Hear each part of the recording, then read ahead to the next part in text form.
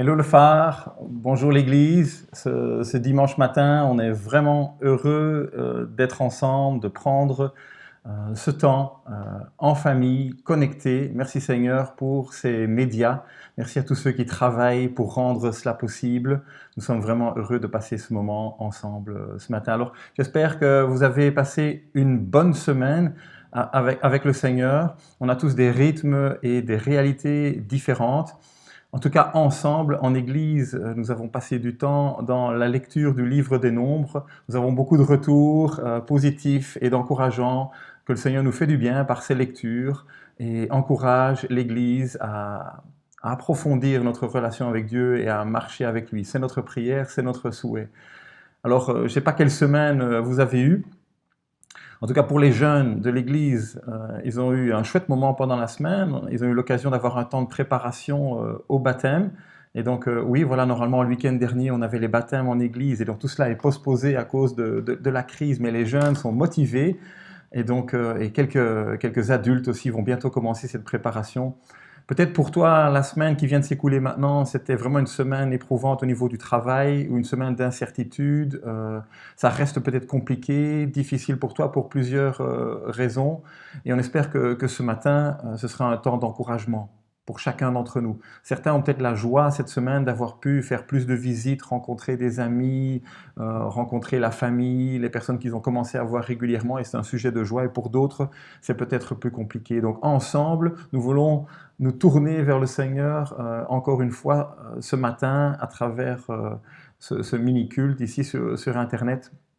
Et vraiment que ce soit un temps d'encouragement. Alors là, l'équipe Louange nous a préparé un chouette moment ensemble, comme nous avons déjà vécu avec eux. La surprise arrive dans quelques instants. Mais avant, on vous l'a annoncé par email, une petite surprise pour les enfants. Alors, je ne sais pas pour vous, peut-être certains d'entre vous ont l'occasion, pendant ce confinement, de passer un peu plus de temps à l'extérieur, dans la nature. En tout cas, ça ressortait beaucoup dans le sondage. Et si vous venez ici à Nivelles, dans la nature, on a beaucoup de campagnes. Et dans ces campagnes, il y a des fermes. Et les enfants, on a une surprise pour vous de quelque chose qui se passe à la ferme. Écoutez bien ensemble l'histoire du gros tracteur rouge et du petit village. C'est parti! Le gros tracteur rouge et le petit village. Il était une fois un gros tracteur rouge qui vivait dans le petit champ d'un joyeux petit village. Lorsque le moment venait de labourer les champs, chaque matin, les village people venaient. Non, pas ces gens-là. Les gens du village arrivaient et démarraient le gros tracteur rouge. Tout le monde aimait le tracteur et le bruit de son moteur puissant. Les villageois lançaient souvent des hurrahs retentissants, car le gros tracteur rouge les aidait à labourer leurs champs. Les gens du village travaillaient ensemble pour faire avancer le tracteur. La moitié des villageois le poussaient, l'autre moitié le tirait. Ils travaillaient de la sorte depuis des générations. Certains jours, ils pouvaient le faire avancer de 3 mètres, d'autres jours de 6 mètres. Et chaque année, ils travaillaient comme cela pendant 3 longs mois. Ainsi, avec beaucoup de sueur et d'efforts, les villageois réussissaient toujours à labourer le champ juste à temps pour planter, juste avant que la pluie n'arrive. Quand la pluie arrivait, elle arrosait le champ. Puis le soleil venait et faisait pousser les graines. Puis tous les gens venaient récolter les nouveaux fruits et légumes. Il y en avait toujours, tout juste assez pour nourrir tout le village. Un jour, le fermier David nettoyait son grenier. À sa grande surprise, il découvrit un vieux livre caché au milieu des vieilles affaires de son grand-père. C'était le manuel de l'utilisateur du gros tracteur rouge. Ce livre expliquait comment le gros tracteur rouge avait été construit et toutes les choses merveilleuses qu'il pouvait réaliser. Le fermier David étudia le livre toute la nuit. Ce qu'il y trouva le surprit énormément. Le livre disait que si le gros tracteur rouge fonctionnait normalement, il pourrait labourer tout le champ en une seule journée. Au petit matin, le fermier David rassembla tous les habitants du village pour leur annoncer la bonne nouvelle. Mais personne ne le crut. « C'est impossible, le gros tracteur rouge ne peut pas bouger tout seul, » dit l'un d'entre eux. Une dame lui lança « Mais tu es en train de nous raconter des histoires à dormir debout !» Les gens se moquèrent de lui. Le fermier David était tout triste, mais il continuait néanmoins à croire tout ce qu'il avait lu. Chaque soir, alors que tout le village dormait, le fermier David travaillait sur le gros tracteur rouge. Un soir, enfin, le fermier David avait fini toutes les réparations. Il sauta sur le tracteur et eut tellement de plaisir à travailler que cette nuit-là, il finit de labourer le champ tout entier. Au petit matin, les villageois se réveillèrent et eurent une très grosse surprise. Le champ tout entier était labouré. « Mais c'est un miracle !» dit l'un d'entre eux. « C'est peut-être des extraterrestres qui ont fait ça !» dit une vieille dame. « Non, regardez là-bas !» cria un petit garçon. Et ils aperçurent le fermier David endormi sur son tracteur. Alors, les gens crièrent de joie. Il avait raison! Le livre du tracteur disait bien la vérité. Cette année-là, les villageois labourèrent beaucoup de champs tout autour du village et récoltèrent bien plus de nourriture qu'ils n'en pouvaient manger.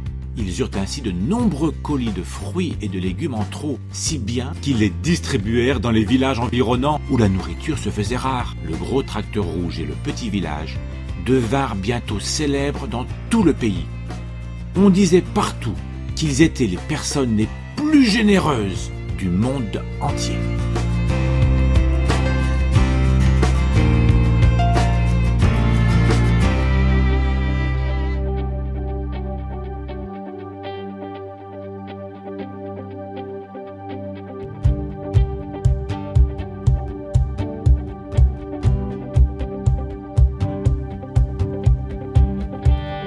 Béni soit ton nom dans le pays de l'abondance, près des fleuves de provisions.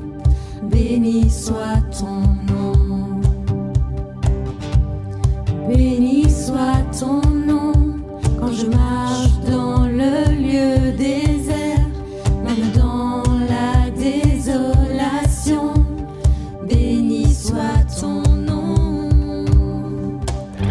Pour toutes tes bénédictions, je te louerai. Quand les ténèbres se dressent contre moi, je redirai: béni soit le nom du Seigneur, béni soit ton nom, béni soit le nom du Seigneur, béni soit ton glorieux nom. Béni soit ton nom quand le soleil brille sur moi, quand le monde tourne comme il se doit. Béni soit ton nom. Béni soit ton nom sur le chemin de la souffrance, malgré la douleur de l'offrande. Béni soit ton nom. Pour toutes tes bénédictions, je te louerai. Quand les ténèbres se dressent contre moi, je redirai: béni soit le nom du Seigneur, béni soit ton nom, béni soit le nom du Seigneur, béni soit ton glorieux nom. Béni soit le nom du Seigneur, béni soit ton nom, béni soit le nom du Seigneur, béni soit ton glorieux nom.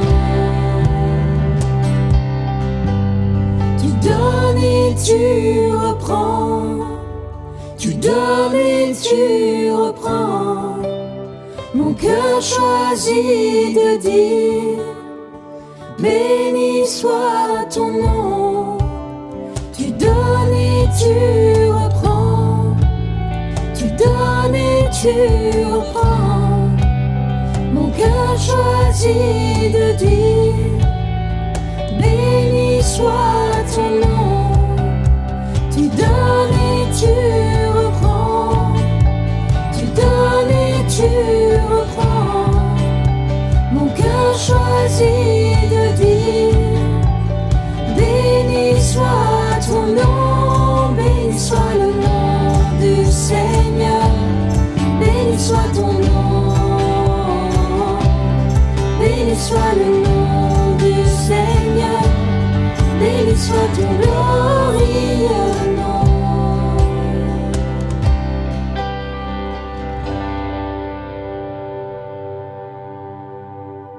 oui Seigneur, béni soit ton nom. Nous bénissons ton nom ensemble en Église. Merci à l'équipe Louange d'avoir préparé nos cœurs par ce chant. Et ça nous prépare à recevoir la parole du Seigneur ensemble ce matin. Alors c'est le week-end de la Pentecôte. Nous avons un invité, la première fois qu'il est là avec nous au phare, Thomas. Thomas nous vient de la communauté chrétienne de Jette. Alors Thomas a 26 ans. Thomas est un jeune marié. Il a eu l'occasion de se marier juste au début de notre confinement à cause du coronavirus. Il est passé devant le bourgmestre pour célébrer son engagement avec son épouse. Et donc, on est content pour toi, Thomas, et on est content de t'entendre ce matin. Thomas est consultant en informatique. Thomas est moitié hollandais, anglais, il vit en Belgique, il est fan de l'équipe nationale belge de football, il tient à le préciser. Et il a eu à cœur de nous préparer ce matin un message sur le Saint-Esprit en ce week-end de Pentecôte. Alors Thomas, certains jeunes le connaissent, il a été moniteur à l'UGEB au camp cadet, et donc il aime le Seigneur et il aime sa parole. Et ce matin, c'est l'occasion pour nous de découvrir, de redécouvrir qui est le Saint-Esprit, son action, son œuvre dans nos vies. Que nos cœurs soient vraiment touchés par la parole du Seigneur. Prions ensemble pour ce message et pour ce que Thomas va nous partager. Seigneur, nous sommes dans la joie d'être ensemble ce matin. Nous bénissons ton nom, oui, dans les hauts, dans les bas, dans nos vies. Seigneur, nous avons besoin de toi, besoin de ton esprit, que ton esprit nous soutienne.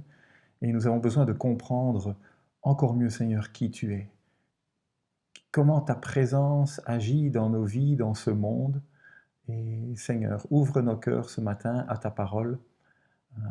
Et bénis ton serviteur Thomas qui a préparé ce que nous allons entendre. C'est dans le nom de Jésus que nous te prions ensemble ce matin. Amen. Bonjour, bienvenue ce dimanche matin de Pentecôte. Je m'appelle Thomas, pour ceux qui ne me connaissent pas, et j'avais à cœur et le plaisir de vous apporter un petit encouragement sur le thème du Saint-Esprit. Alors, je voulais parler du Saint-Esprit. Déjà, c'est la Pentecôte, donc c'est une excellente occasion, mais surtout, et en premier lieu, je veux vous parler du Saint-Esprit, parce que je pense que mieux connaître qui il est, comment il agit dans nos vies, va vraiment nous aider à plus aimer Dieu, à plus l'obéir et à être plus équipés pour pouvoir servir son église locale, dans l'église du phare ou peu importe de quelle église vous venez. Et c'est ça mon objectif ce matin, c'est de vous apprendre quelque chose sur le Saint-Esprit, sur qui il est et comment il agit, pour mieux vous équiper, mieux vous faire tomber plus amoureux de qui est Dieu. Et voilà, ça c'est mon objectif. Avant de commencer, je vais faire un petit avertissement, un petit disclaimer que je pense important. Alors je vous lis un petit passage. J'ai mes versets ici sur le côté, j'espère que vous aurez les versets affichés sur l'écran, sinon c'est encore l'occasion de faire pause et aller chercher votre Bible rapidement pour pouvoir suivre. Alors je lis le verset. Éphésiens 4.3. Efforcez-vous de maintenir l'unité que donne l'Esprit Saint, par la paix qui vous lie les uns aux autres. Je pense qu'on parle peu du Saint-Esprit dans le cercle chrétien, et une des principales raisons pour ça, c'est que je pense que la théologie du Saint-Esprit peut apporter beaucoup de désaccords, beaucoup de discordes, et parfois des grosses divisions au sein des églises. Et voilà pourquoi peut-être on préfère ne pas trop attaquer ce sujet. On a vraiment un large éventail d'opinions sur le Saint-Esprit. On a d'un côté, et je caricature, les églises extrêmement charismatiques et pentecôtistes, où tous les dimanches, on va parler en langue, on va avoir des guérisons tous les dimanches. Et de l'autre côté, les églises vraiment à l'opposé total, où on ne croit pas que les dons spirituels existent, on ne croit pas qu'ils existent encore maintenant, où on ne parle pas en langue, etc. Et forcément, cette large éventail d'opinions va créer des désaccords, et ces désaccords peuvent souvent mener à beaucoup de souffrances et des divisions au sein des églises. Donc n'oublions pas ce verset que je viens de lire quand on étudie le Saint-Esprit. N'oublions pas de chercher la vérité, et quand nous cherchons la vérité, cherchons la vérité avec amour. et de manière à rester unis, comme ce verset le disait justement, grâce à l'aide du Saint-Esprit. Alors voilà, ça c'était mon petit avertissement, et on va commencer. Donc comme vous le savez probablement, et vous l'avez entendu, le thème de la prédication c'est la personne et l'œuvre du Saint-Esprit. Donc je vais commencer par la personne, et puis on va attaquer l'œuvre du Saint-Esprit. Donc la personne du Saint-Esprit, deux choses que je voulais dire à propos de la personne du Saint-Esprit. La première chose, qui est assez évidente, c'est que c'est effectivement une personne. Le Saint-Esprit n'est pas une force ou une chose. Le Saint-Esprit est une personne, comme vous et moi, d'une certaine manière. Et ça peut se voir dans la Bible, certainement, à plusieurs reprises. On a plusieurs passages qui nous révèlent que le Saint-Esprit est effectivement une personne. Il a des caractéristiques d'une personne. Alors Jésus le décrit comme un consolateur. Consoler quelqu'un, c'est clairement un attribut d'une personne et pas d'une force ou d'une chose. Je vous lis le verset, Jean 14, 16. « Et moi, je prierai le Père, et il vous donnera un autre consolateur, afin qu'il demeure éternellement avec vous, l'Esprit de vérité. » Dans Romains 8, 26, la Bible nous apprend que l'Esprit Saint prie pour nous. Et prier pour quelqu'un, c'est clairement pas un attribut d'une force ou d'une chose, mais plutôt un attribut d'une personne. Romains 8, 26. De même, l'Esprit Saint aussi nous vient en aide, parce que nous sommes faibles. En effet, nous ne savons pas prier comme il faut. Mais l'Esprit lui-même prie Dieu en notre faveur avec des supplications qu'aucune parole ne peut exprimer. Ailleurs encore dans la Bible, et je vous laisse chercher ça, la Bible parle du fait que le Saint-Esprit nous guide et nous enseigne, qui sont aussi des attributs d'une personne. La dernière chose que je voulais dire, qui montre que le Saint-Esprit est clairement une personne comme à certains égards comme vous et moi, c'est que le Saint-Esprit a un cœur, entre guillemets, il a des émotions, il ressent des choses comme nous. Éphésiens 4.30, n'attristez pas le Saint-Esprit que Dieu vous a accordé. Il est à la garantie que le jour viendra où Dieu vous délivrera complètement du mal. Le Saint-Esprit vit les choses avec le cœur comme nous, comme une personne.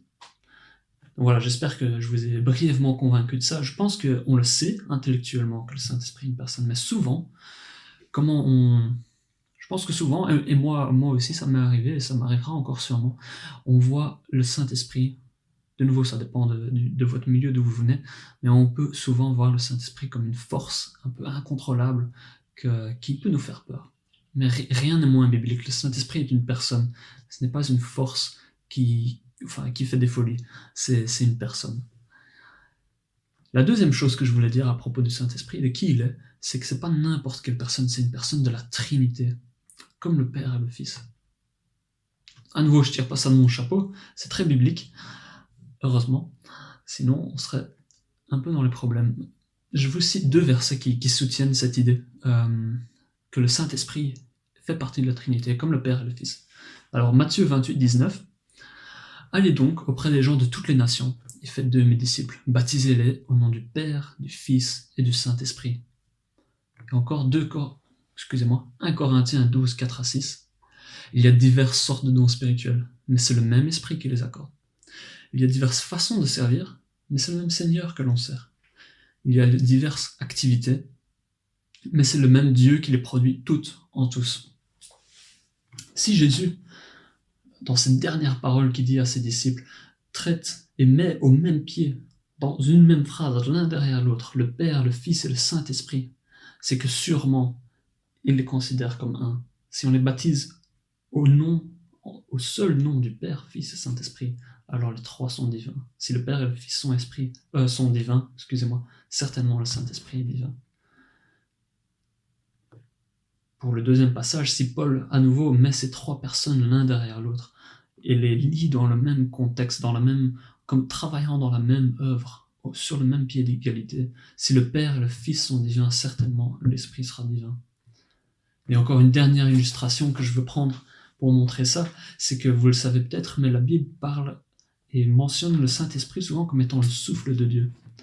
Et si Jésus, qui est la parole de Dieu, est lui-même divin, alors certainement l'Esprit sera divin aussi. Parce que le souffle est ce qui donne la force à la parole. Si je souffle pas quand je bouge mes lèvres, il n'y a pas de parole.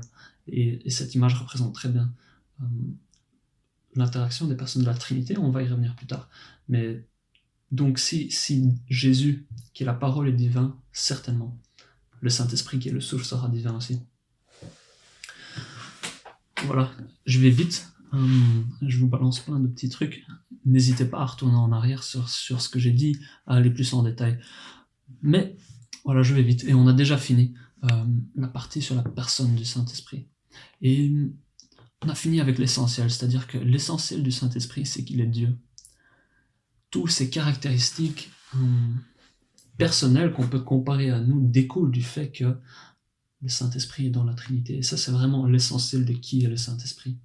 Il est Dieu, tout comme le Père et le Fils. Ça, c'est l'essentiel de qui il est. Maintenant, on va attaquer son œuvre. On va commencer par l'œuvre du Saint-Esprit dans la Trinité, justement. Parce que l'essentiel, de nouveau, du Saint-Esprit et de ce qu'il fait, c'est ce qu'il fait dans la Trinité, pas ce qu'il fait dans nos vies. Ce qu'il fait dans nos vies, bien sûr, très important. Loin de moi l'idée de négliger ça. Mais ce qu'il fait dans nos vies va naturellement découler de ce qu'il fait dans la Trinité, avant même que Dieu n'ait créé l'univers et les humains. Ce qu'il faisait dans la Trinité avait de la valeur et centrale vraiment à son œuvre. Alors on va attaquer l'œuvre du Saint-Esprit dans la Trinité. Qu'est-ce que le Saint-Esprit fait dans la Trinité? 2 choses importantes qu'il fait dans la Trinité. La première, c'est qu'il est le vecteur, celui qui porte l'amour du Père envers le Fils. Si la Trinité, c'est un Dieu qui aime son Fils, alors le Saint-Esprit est celui qui transmet l'amour du Père vers le Fils. Je prends 2 passages pour nous illustrer ça. La première se trouve dans Matthieu, et c'est l'histoire où Jésus se fait baptiser, que vous connaissez probablement, mais je vous le lis quand même. Donc Matthieu 3, 16 à 17. Dès que Jésus eut été baptisé, il sortit de l'eau. Et voici les cieux s'ouvrirent, et il vit l'Esprit de Dieu descendre comme une colombe et venir sur lui. Et voici une voix fit entendre des cieux ces paroles. Celui-ci est mon Fils bien-aimé, en qui j'ai mis toute mon affection. La première fois dans l'Évangile que Jésus montre son amour pour le Fils, il le fait exactement au moment précis où le Saint-Esprit descend comme une colombe qui descend du ciel dans la présence de Dieu. Le Père descend et se pose sur le Fils. Encore un autre verset, Romains 5.5, qui va revenir plusieurs fois, plus loin. Romains 5.5, or l'espérance ne trompe point, parce que l'amour de Dieu est répandu dans nos cœurs par le Saint-Esprit qui nous a été donné. À nouveau, on retrouve cette notion que le Saint-Esprit est celui qui porte l'amour du Père, et cette fois-ci dans nos cœurs. Mais ça peut certainement être utilisé pour montrer que le Saint-Esprit est celui qui transmet l'amour du Père envers le Fils. Ça, c'est la première œuvre du Saint-Esprit. La deuxième œuvre du Saint-Esprit dans la Trinité, c'est en quelque sorte, et c'est assez abstrait, parce que la Trinité est abstraite pour nous, parce qu'on ne la comprend pas, on ne peut pas la concevoir dans toute sa complexité. Mais la deuxième chose que je veux reprendre, c'est que le Saint-Esprit est celui qui transmet en quelque sorte la vie, en quelque sorte la capacité créatrice qui se trouve dans le Père créateur et qui la transporte dans le Fils, vers le Fils. Comment est-ce qu'on en vient là? Dans la Bible, on retrouve, dans le Nouveau Testament, on retrouve plein de reprises dans les évangiles que la parole dit « Jésus, plein du Saint-Esprit, fait ceci. Jésus, plein du Saint-Esprit, fait cela. » Et c'est pas par hasard. On voit que Jésus dit lui-même qu'il fait que ce qu'il voit le Père faire. En quelque sorte, ce n'est pas lui la principale entité créatrice et créative de la Trinité, c'est le Père. Et le Père transmet ça à son Fils à travers le Saint-Esprit. Encore une autre illustration qu'on a déjà citée là tantôt. Si Jésus est la parole et que l'Esprit est le souffle, alors le Saint-Esprit, le souffle, est celui qui donne la puissance à la parole. Comme je l'ai dit, si je bouge mes lèvres mais que je n'y mets pas de souffle, ma parole n'existe pas, elle ne porte pas de fruit, elle ne fait rien. Et le souffle est donc celui qui donne la force à la parole. Alors de nouveau, c'est très abstrait tout ça. Je vous encourage à aller plus loin, trouver des livres qui parlent de la Trinité où vous allez probablement retrouver ces notions-là. C'est assez abstrait, mais moi je trouve extrêmement intéressant. Donc voilà. La deuxième œuvre du Saint-Esprit, celui qui transmet la vie, la capacité créatrice du Père au Fils. Maintenant, comme je l'ai déjà dit, ça c'est ce qui est central, c'est ce que le Saint-Esprit fait dans la Trinité. Ce qu'il fait dans nos vies va découler de ce qu'il fait dans la Trinité. Et vraiment, va découler une suite logique de ce que le Saint-Esprit fait déjà dans la Trinité. Mais maintenant, on en arrive à nous. Ok, qu'est-ce que le Saint-Esprit fait dans ma vie? Qu'est-ce qu'il fait dans ta vie, dans nos vies? Et la première chose, la plus importante que le Saint-Esprit fait, c'est qu'il vient vivre en nous. Et j'ai déjà cité un verset qui parlait de ça, Romains 5,5, vous pouvez aller le retrouver. Mais un autre verset que je veux citer, c'est 1 Corinthiens 3,16. Vous savez sûrement que vous êtes le temple de Dieu et que l'Esprit de Dieu habite en vous. Extrêmement clair. Le Saint-Esprit vient vivre en moi. Du fait que le Saint-Esprit vient vivre en moi, en toi, en nous, il va justement pouvoir appliquer entre guillemets ce qu'il faisait dans la Trinité à nos vies. Si le Saint-Esprit vient vivre en moi, il va apporter l'amour du Père en moi.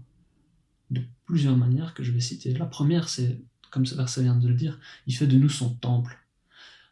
Dans l'Ancien Testament, Israël était le peuple choisi par Dieu, le peuple, son trésor, son joyau, sa pierre précieuse qu'il aimait énormément et qu'il avait choisi. Et la manière qu'il montrait ça à Israël et au monde entier, c'était qu'il venait demeurer dans le temple. Sa présence venait au milieu d'Israël, à Jérusalem. Et s'il fait de nous son temple aussi, et qu'il vient habiter en nous par son esprit, alors quelle preuve d'amour, que le Dieu créateur, extravagant, loin au-dessus de tout ce que l'on peut comprendre, vient vivre en moi et fait de moi sa demeure. Une preuve énorme d'amour.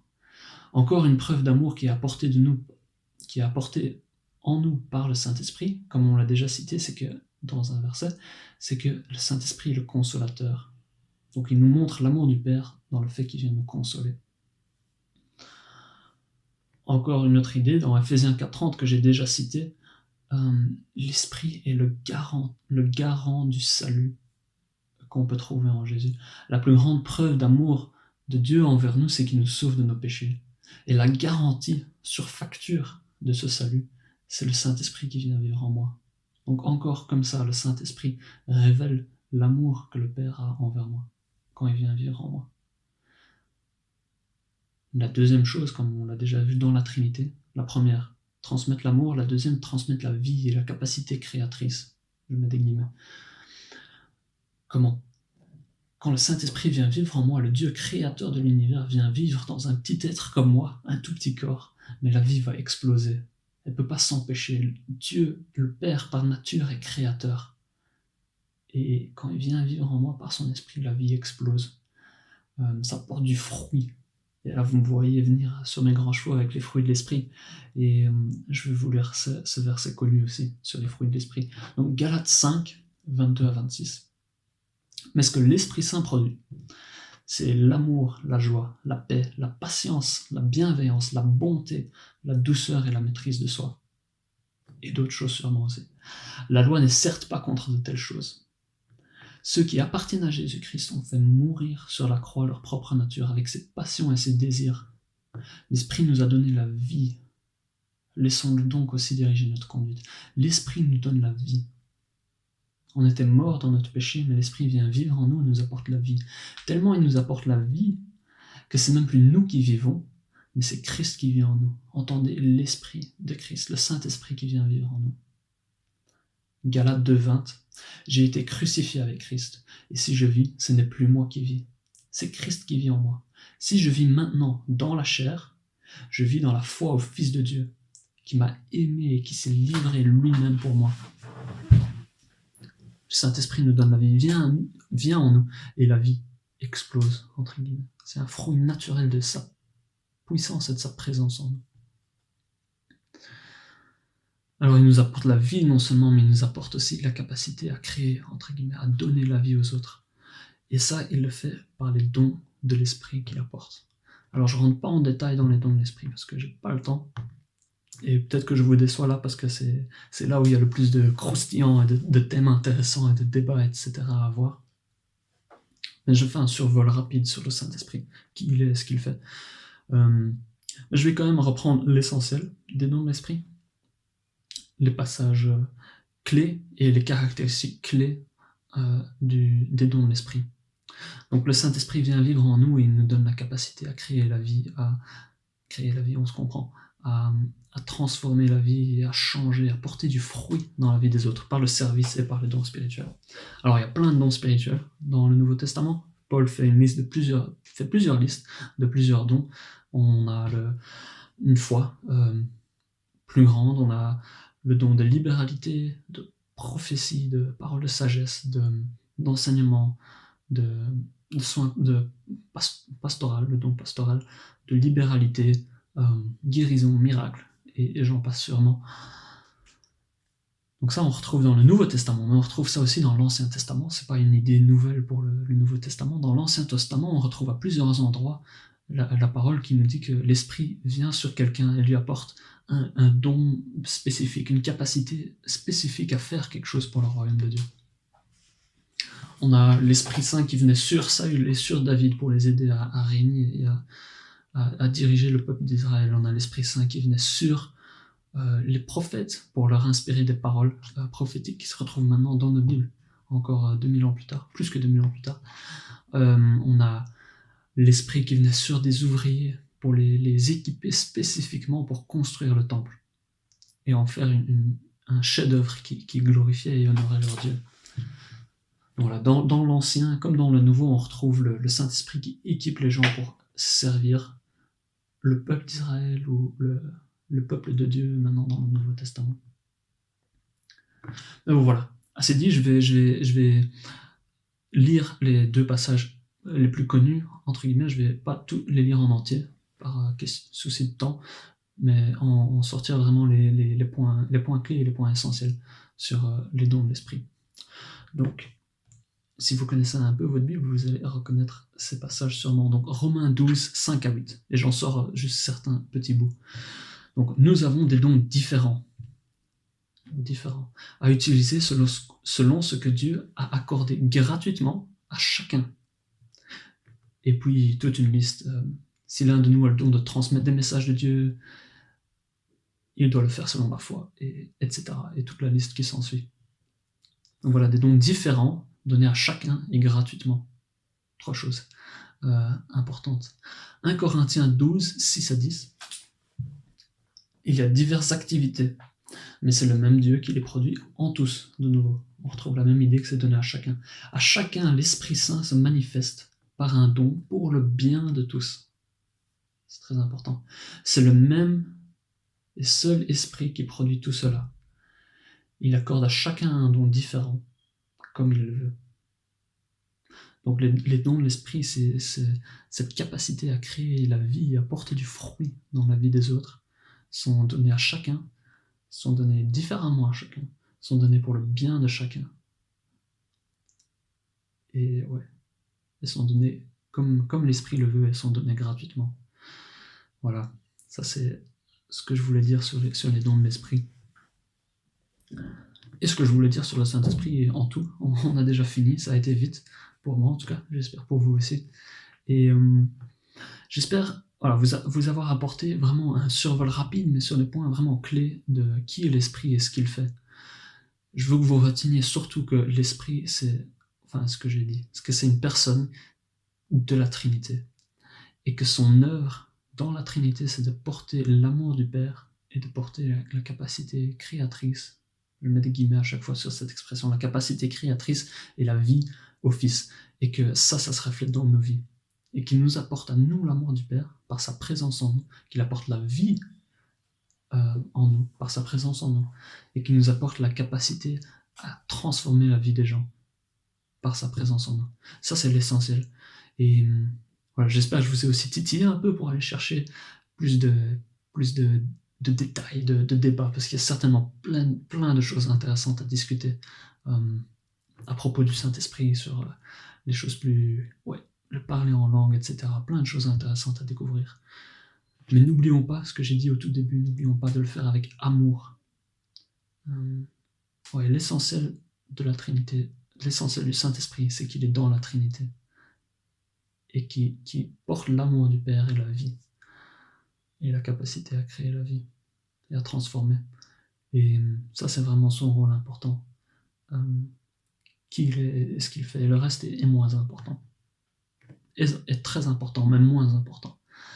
Voilà, je vais me taire, sinon je vais jamais me taire. Que Dieu vous bénisse, qu'il vous donne une connaissance nouvelle de qui il est, dans toute sa Trinité, de qui est le Saint-Esprit, ce qu'il peut faire dans votre vie, dans ma vie, dans la vie de votre église locale, à travers vous. Et que Dieu vous bénisse, qu'il agisse dans votre vie puissamment, que le Saint-Esprit vous remplisse aujourd'hui. Et avant d'arrêter, je veux encore quelques pistes de réflexion. Premièrement, qu'est-ce que vous pensez du Saint-Esprit? Est-ce que vous le considérez comme une personne ou plus comme une force, une chose incontrôlable qui vous fait peur? Est-ce que vous vous rendez compte de ce qu'il fait dans votre vie? Et est-ce que vous utilisez vos dons spirituels? Est-ce que vous savez quels sont vos dons spirituels? Si oui, excellent, utilisez-les, sinon cherchez à le trouver pour que vous puissiez bénir les gens autour de vous. Voilà, là j'arrête vraiment pour de vrai. Que Dieu vous bénisse, passez une bonne semaine et que le Saint-Esprit vous remplisse aujourd'hui et demain et après-demain et encore après. Voilà, au revoir, merci de m'avoir écouté. Merci Thomas pour cet enseignement précieux sur le Saint-Esprit. Que le Seigneur nous aide à continuer à méditer ce que nous avons entendu aujourd'hui maintenant et à suivre Dieu davantage avec ce qu'il veut faire de nous par son Esprit dans nos vies. Alors nous attendons tous avec impatience les informations qui vont arriver au Conseil de sécurité de ce mercredi 3 juin. Le monde associatif, le monde de la culture est dans l'attente pour les conditions de reprise. On a beaucoup d'espoir de pouvoir commencer certaines rencontres selon ce qui nous sera dit. Donc nous sommes à l'écoute et nous rebondirons certainement en fonction de ce que nous entendrons cette semaine. Prions pour notre gouvernement, les décisions qu'ils doivent prendre. Tout cela est compliqué, tout cela est unique partout dans le monde et donc prenons courage. Alors cette semaine, ne manquez pas les rendez-vous de la semaine. Comme chaque lundi, vous recevez votre email avec le calendrier des activités de la vie de l'Église. Continuons à lire ensemble dans le livre des Nombres pour cette nouvelle semaine qui commence, que le Seigneur nous encourage dans sa parole tous ensemble. Alors, pour la 3e fois pendant ce confinement, devine qui vient sur Zoom, c'est samedi prochain. Samedi 6 juin, les inscriptions sont ouvertes à partir d'aujourd'hui auprès de Karine. Vous voulez accueillir, vous voulez participer, envoyez un petit mail à Karine. Nous sommes chaque fois une cinquantaine, autour de 6 ou 7 foyers qui sont ouverts sur Zoom. Et donc c'est un chouette moment de rencontre pour l'Église, de se voir. Ça remplace un petit peu ce qui nous manque lorsque nous nous croisons en dehors des activités habituelles de l'Église, lorsque nous nous voyons à la fin du culte, lorsque nous nous croisons, voilà, nous avons besoin de cela et donc on le sent par la participation. Donc devine qui vient sur Zoom samedi prochain. Dernière annonce habituelle pour aujourd'hui, dimanche, 18h, c'est aussi un rendez-vous, Hello le phare, c'est chaque fois différent. Ceux qui sont là, qui ont la possibilité de se connecter, n'hésitez pas à 18h, vous avez le lien dans vos emails, dans le calendrier, les rendez-vous de la semaine. 18h, on se dit bonjour, ça dure 5-10 minutes, ça fait du bien, on s'échange quelques sourires, quelques mots, quelques appréciations les uns des autres. Il est bon d'être ensemble. Une chose est certaine, c'est que il sera doux, il sera bon de nous revoir tous ensemble. Comme Denise nous a encouragés dans sa méditation, vous me manquez. Et donc je pense que c'est évident qu'il nous manque de nous voir les uns les autres. Et on prie que le Seigneur puisse vraiment ouvrir les portes prochainement pour que nous puissions nous revoir en chair et en os. Voilà l'Église. Bonne fin de week-end. À tout à l'heure. Bon début de semaine. Que le Seigneur nous bénisse et nous fortifie. Amen.